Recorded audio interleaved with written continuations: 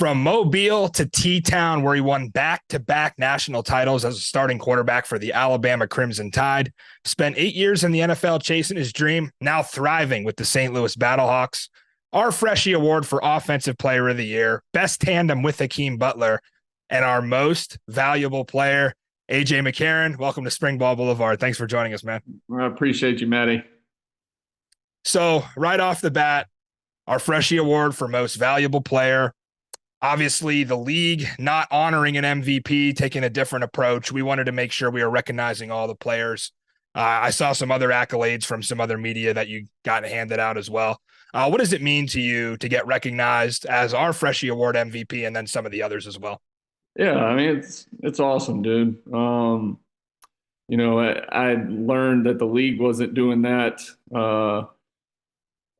I think going into the last week, one of our media personnel, I can't remember if it was our main guy, Brian, or Christina, another girl that helps us out, but basically told me, hey, the league doesn't have a MVP. And I was like, wow, that's shocking. So it was, but to have, the honor of winning these awards from, media like yourself and other media members, I think it shows, the amount of work that I put in and us as a team that we put in, because listen, you can't achieve anything by yourself, especially in this game.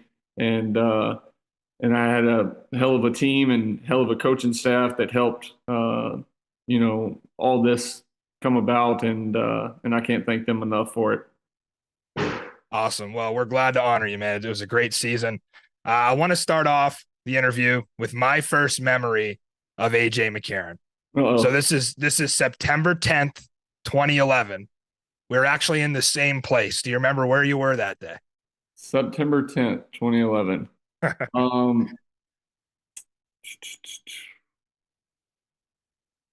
That had to be, was that at Penn State? That was sharp memory. So you're making your first big time start at Alabama. Yeah. You're on the road in State College. Me and 108,000 other maniacs came into that day thinking we were going to rattle this kid. There's no way you can make your first start at Penn State, right? Like that's a quarterback's worst nightmare. Well, and it was a whiteout. It didn't work out. I was going to say it had all the tools. It's like, how's he going to perform? I mean, Bama whooped us the year before that down there in Tuscaloosa. So not only a revenge game, but now you're coming in, first start in, I guess you'd say like the Power Five now, but first start in major college football. And I thought you handled yourself pretty well. What was going through your head when you step out there and you see that environment? Listen, I still to this day, people ask about coolest places to play, and Penn State was unbelievable. I remember coming down, leaving our hotel, driving down, the big hill or whatever, and the stadium sits down like in the middle of mountains, basically, and just seeing all the white shirts all over the place, and the fact that we were wearing white, so like most of our fans blended in with that. But that was an unbelievable experience for me. I knew that we had a good team that year. I just had to take care of the football and then make plays when they asked me to, and especially that early in the season, kind of just grow as the season goes on. But I tell you what, I still talk about the fan base there, and what's the song? We were winning by a good amount towards the end, but all the fans stayed there and they were still singing, what is it? Sweet Caroline. Sweet Caroline. Yeah. And still watching that it's so different from most, SEC schools. Like SEC schools start losing. I mean, most of the fans are out of there, especially towards the end of the game, but seeing that everybody like lock arms and sway in the stadium, like that was still unreal. And then that being Joe Pa's last game to be head coach before all the stuff went down. So it was just an unreal experience and something I will always remember and cherish for sure. Yeah, and on that first drive, Penn State moving the ball a little bit, settle for a field goal. You guys come out. Thought we had you for a second. The stadium was loud, but as the game went on, you progressed. And obviously, Coach Saban going into halftime said he think you were doing a pretty good job. So I had to bring up that memory. While we're on the topic of college football, you guys were the first to go back to back in the BCS era, and then nobody had done it for a decade until Georgia just did it now. What are your thoughts on the 12-team playoff era that's going to be coming up here in 2024? Man, my thing, Matty, is when is enough enough? Like, that they got away from the BCS era because the third place team was pissed off that the computer algorithm and everything that it goes down to, like, they weren't in. So, all right, now you move to a 4-team playoff and you create this playoff system. Well, now it just goes to the 5th team is just pissed off and that they're not in. So it's going to be the same thing, I think, just happening over and over. Like, all right, you're going to 12 teams. So all of a sudden now the 13th team, they're in an argument about, hey, well, why isn't the 13th team in? They're better than the 10th team or the 11th team. Like, so I just don't know, like, how do you solve that issue and when is enough enough? And then, I mean, how many games are you going to play? Like, now you're getting into an NFL type season, pushing all these games. I think you kill the bowl game, the reputation of bowls, because now these people aren't going to travel. Like, say that, I think it's the first 4 teams or something get a bye is the format, and then Yep. the rest of them, the first round's played at home. So are the fan base is actually going to travel, because now it's not a destination that could be a vacation. You're going to somebody's actual campus. So I think you lose the love of the bowl games a little bit doing this many teams. But listen, the NCAA has been all over the place the last couple of years with this transfer portal and NIL deal. I really thought that the NCAA could have solved this whole issue by just, your tuition check, instead of it being $1,500 a month to every kid. The NCAA is making billions of dollars. So why not just say, hey, every kid's going to now make $5,000 a month? And you would have solved the issue. You wouldn't have certain players making millions of dollars or all these big time schools, because they thought it was going to level the playing field for these smaller schools. And all it did was help, like Coach Saban said, help the bigger schools, because they got the most money, they got the deeper pockets.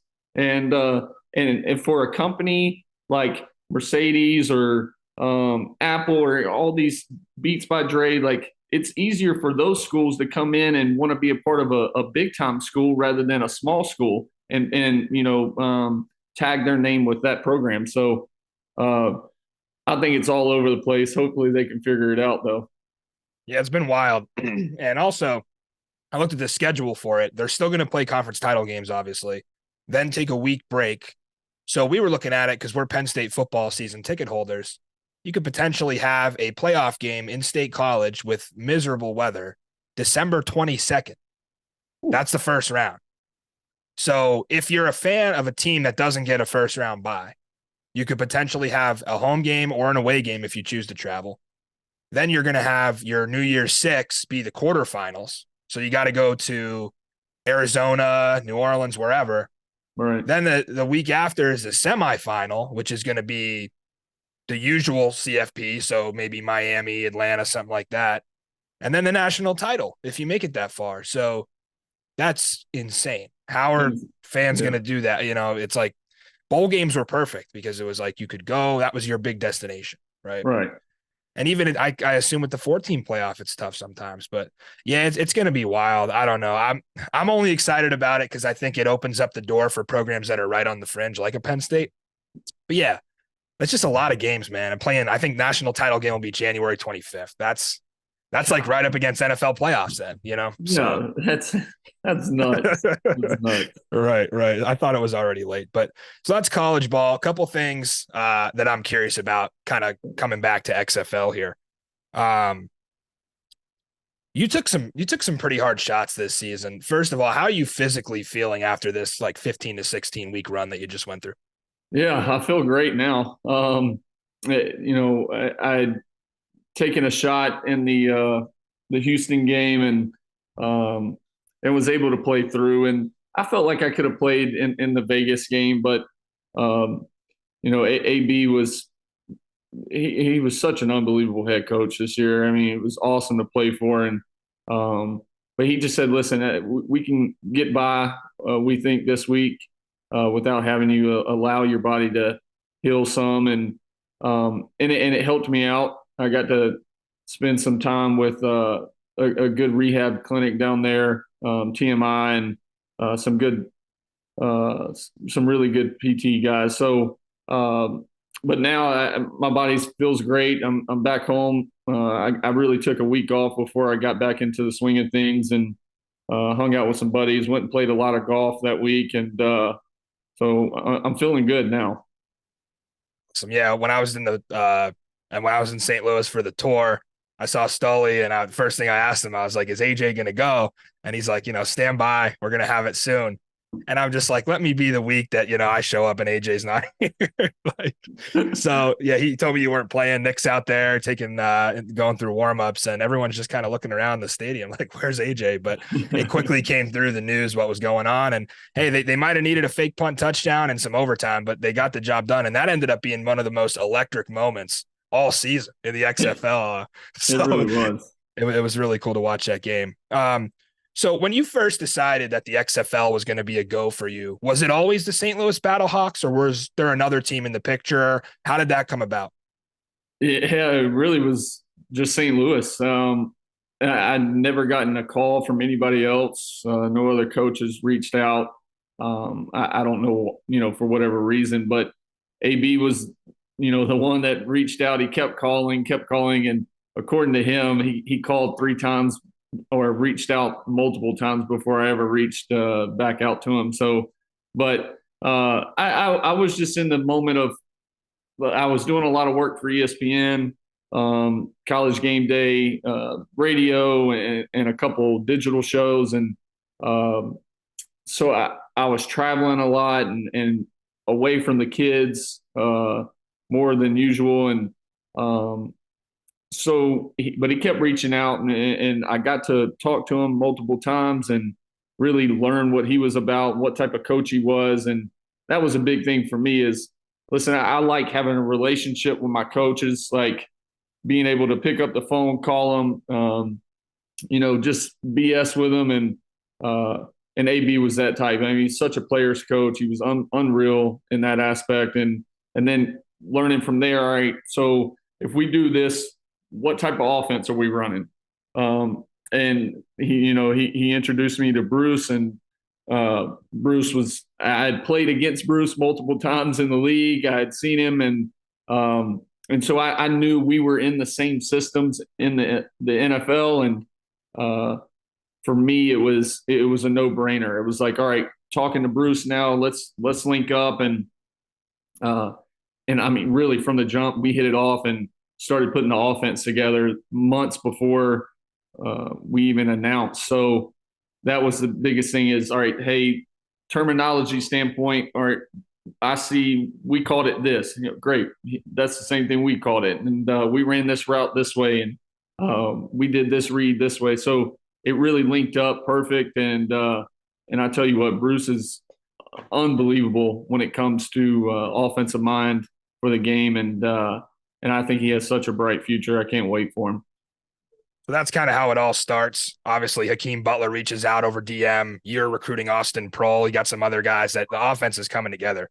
You guys go through the season.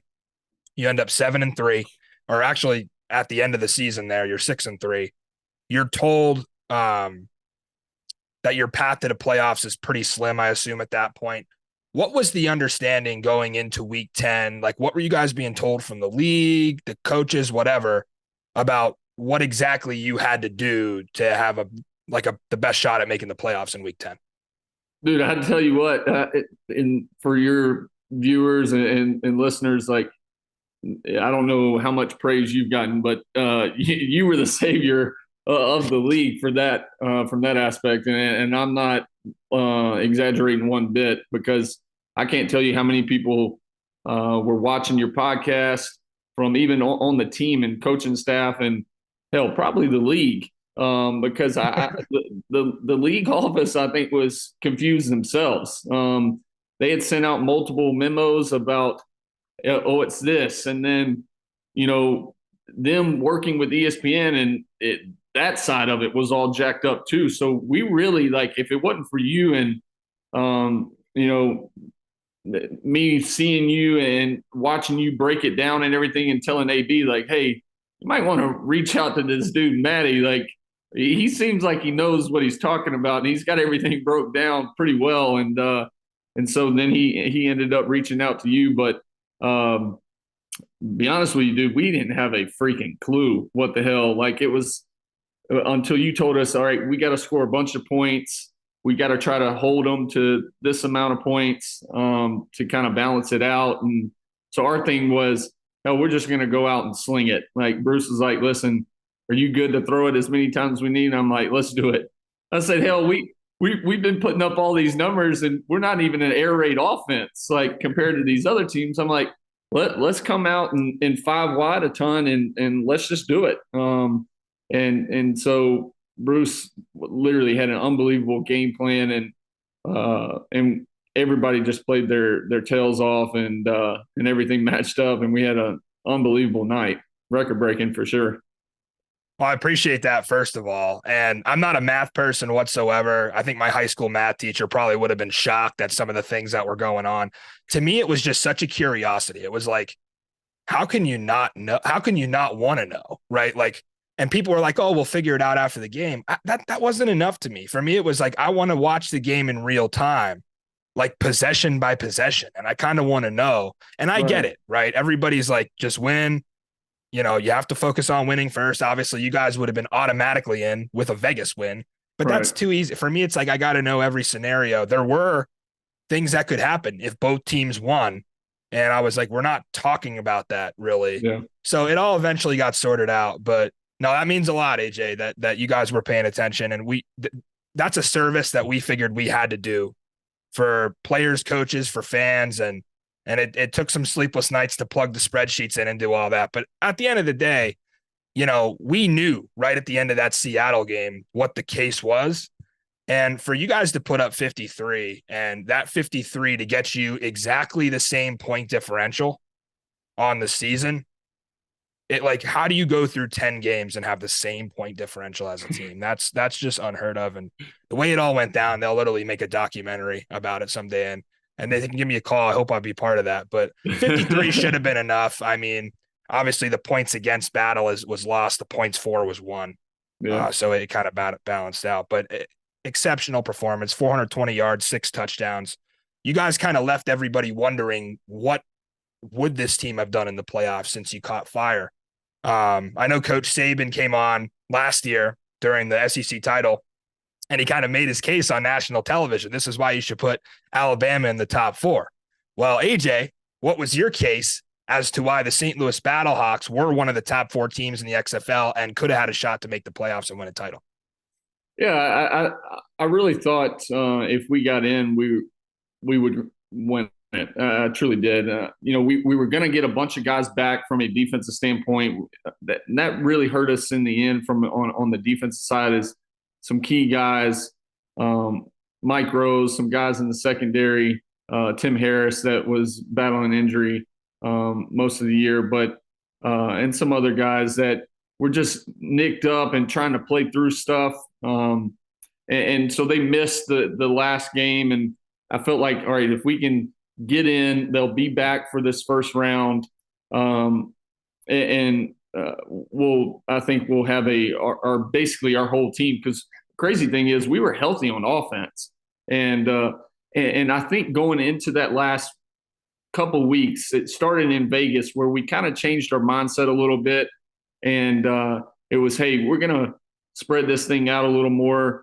We're going to try to get our weapons the ball as quick as possible. And then also we're going to take our shots. And I think that was something that, whether it was not having a true camp together and and then kind of getting thrown into the fire to where if you're not an air raid offense, like a lot of your deep stuff and your play action passes is built off timing, right? So from a timing standpoint up front, play fake to the amount of time you have blocking and then letting routes develop. So I really think we shifted and Bruce did an unbelievable job of saying, hey, we're going to spread this thing out and we're going to throw it and make teams cover the field. And, man, from Vegas and then to Houston and then missing the Vegas game and just having a bad game versus Seattle as an offense, coming back from injury and really just bad.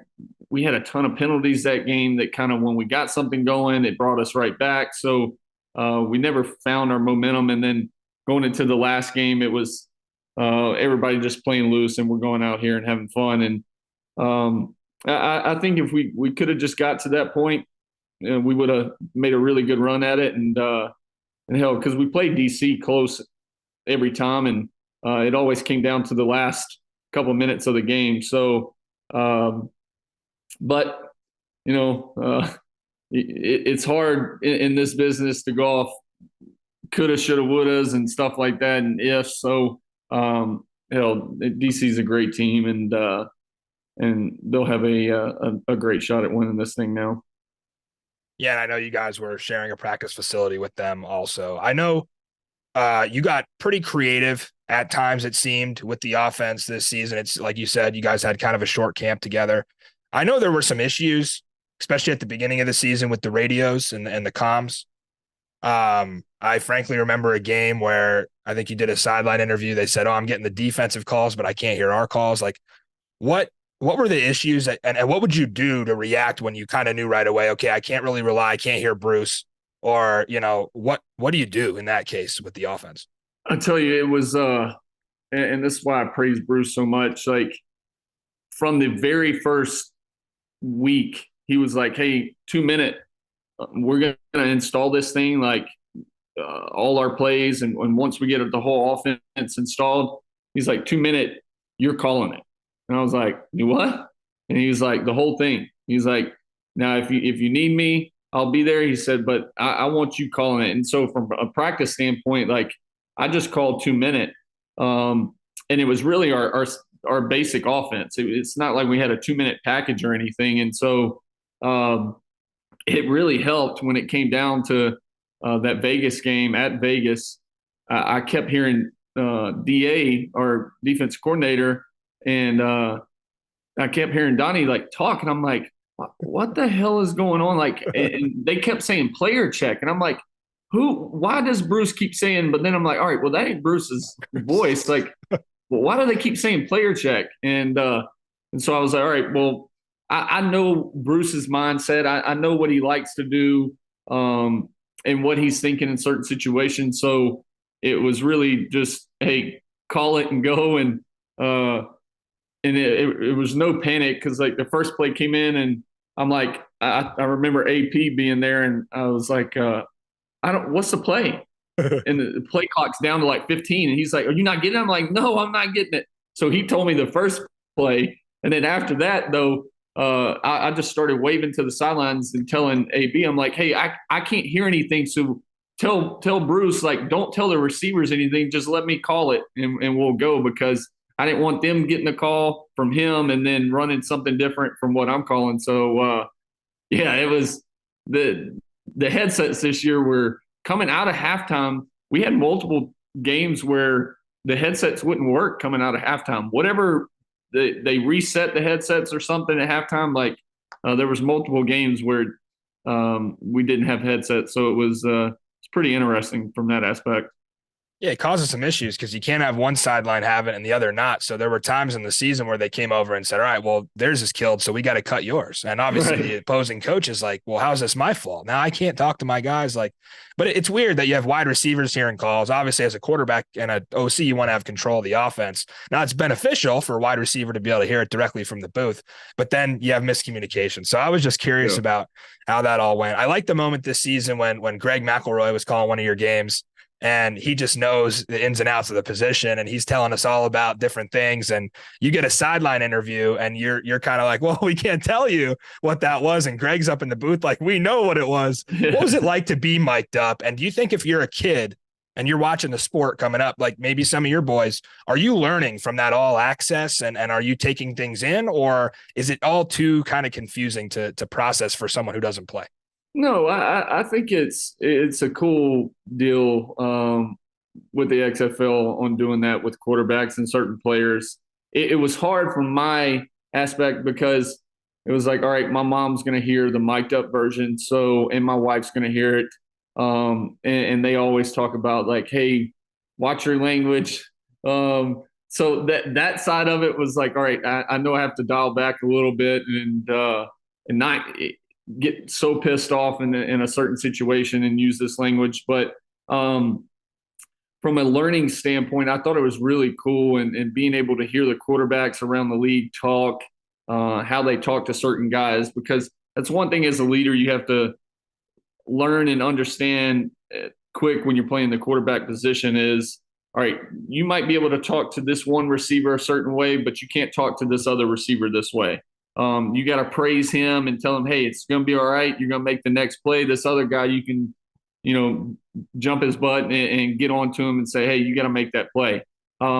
So that side of it I thought was cool just to hear other quarterbacks and how they talk to guys. But from a learning standpoint, I think it's awesome. I think you got to hear play calls and everything and try to break it down. And I thought every analyst that did that for the XFL up in the booth and on the sidelines, guys like Eric and Cole and Sam and Greg, I thought they did an unbelievable job of breaking that down and learning the offenses themselves, hearing the play calls week in and week out. And I thought that was really cool, the league doing that, though. Yeah, it's definitely the future of football broadcasting. Like I mentioned this year, I'd love to see Peyton and Eli Manning sit down, with what they do with the Manning cast and break down an XFL game, because you get that quarterback to coach communication. Yeah. Also, watching Aaron Rodgers my whole life, obviously I've been a big Packers fan, a lot of checks in that offense that he'll run. You did the one to Darius this year. You check out, obviously he runs the route, you guys score. So going into my next question here, talking XFL big picture going forward, I think you now have one of the biggest platforms and influences in the league. You tweeted April 23rd in response to Coach Beck that you'd love to play for this man, can't wait for next year. So first off, what are your XFL 2024 plans? And if you do come back, what would you like to see upgrade to year 2? Yeah, I'm kind of taking it, to be honest with you, Matty, is day by day. Listen, it's, of course, I'd love, because my goal was to play 10 years when I first came in as a rookie. All right, I want to play 10 years in the league. So, but I also want it to be a good situation. I don't want to just go to just anybody, but listen, I would like to be back in the league, and I think I shown this year, that I can still play at a very high level and lead an offense. So, but if it's not God's plan, like I have no problem coming back to play in the XFL. I thought it was an unbelievable experience, and I would love to sit down with the decision makers of the XFL and be able to say, hey, I think if we go this route, it'll help guys. How can we make the league better for players, for the fans? Because I think there are certain things that they can do.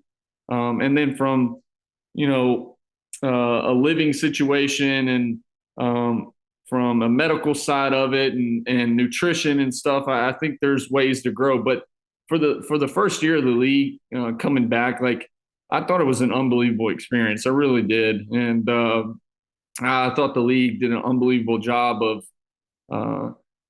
showing what the league was about, showing players their stories, and it was just an unbelievable experience and something that I will definitely, and my boys and the rest of family and friends, cherish for the rest of our lives for sure.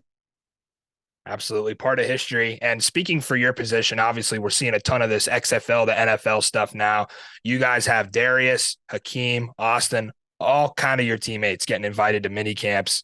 If just speaking from your position as a quarterback, if you're, let's say 3, 4, 5 years out of school, you get invited to camp, you miss the 53 man, maybe you get a P squad offer.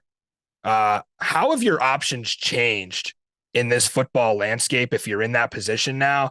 And what advice would you give guys who are kind of weighing the options of whether they want to stick it out with a futures deal on practice squad, try to make it back to the 53 man, or go play spring football?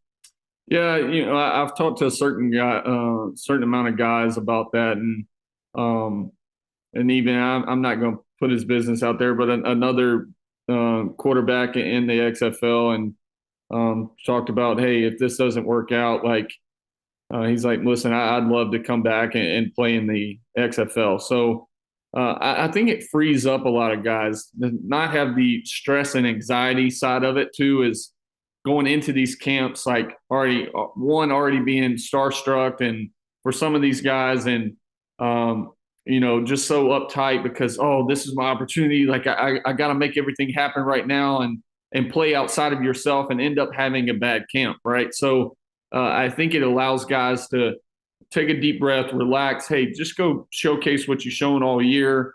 Go be yourself.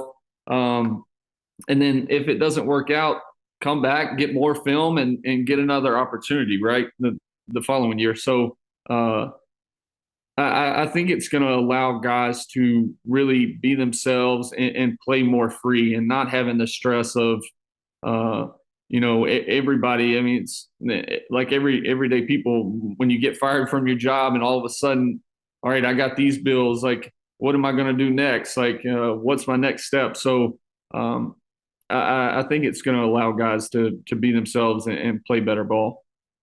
What kind of impact do you think it'll make? Let's say if a quarterback was maybe mid-20s looking for that second contract, maybe they got drafted late round, looking for that second deal, been in and out of the league. Is it possible to go ahead and play like a full XFL season, go through camp, go through the 10-week grind, no bye weeks, tough living situation, obviously, just a mental focus that it requires, then go to camp, right? And now maybe you make the team, maybe you make the P squad and go through another, 6, 7 months. Is that like, could you see yourself doing that back then? Is that something you would have committed to? And if so, how? Yeah, I mean, it's definitely a grind. And it's something that, I mean, you got to love what you do. So I truly believe that guys will want to do that. And I think, like you said, I think you'll have guys that are on practice squads that don't sign future deals. And, hey, I want to get out here and show, for whatever reason, I was on this practice squad and wasn't able to make the team, like show what I can do and get a better opportunity. Because you see guys getting signed even from the USFL. The returner for Dallas ended up being Perfect, a Pro yeah. Bowler. So Mm-hmm. I think you're going to see more guys take that route and not just sign future deals, and will be able to showcase teams around the league what they can do. Yeah, it can definitely only go up from here. Obviously, the XFL doing a great job of highlighting too, like, hey, here's our guys that are getting invited to mini camps. I hope they continue that throughout the fall and really highlight these players in the offseason and really champion these guys. Well, AJ, it's been a pleasure. Again, our Freshie Award winner for Offensive Player of the Year. We gave you best tandem with Hakeem Butler and also our most valuable player. Just a phenomenal season, what you're able to put together, not only from the product on the field, but I think some of the things that you did off the field were really special as well. And obviously memories that you'll never forget. And the rest of the country following along in this all access format, we get to hear more of your story. So great to have you on. Thank you for joining us on Spring Ball Boulevard. You're a friend to us now. We'll catch up with you at some point. Best of luck here in the off season and coming up. If you have NFL plans, if you have plans to come back, whatever you do, you're a friend of us. And I'm sure all the XFL guys are going to love seeing whatever you do here in the future.